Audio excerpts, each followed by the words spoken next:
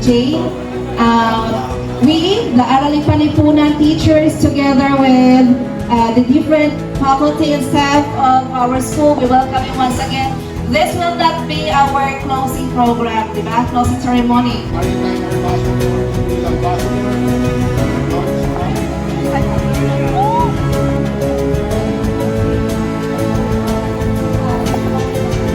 Ozone layer, and that is giving us the climate change.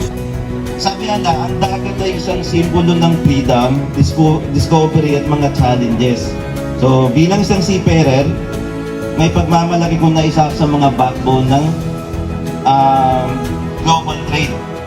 For more than 40 years, they're a fantastic company.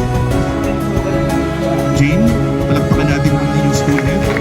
Thank you so much. For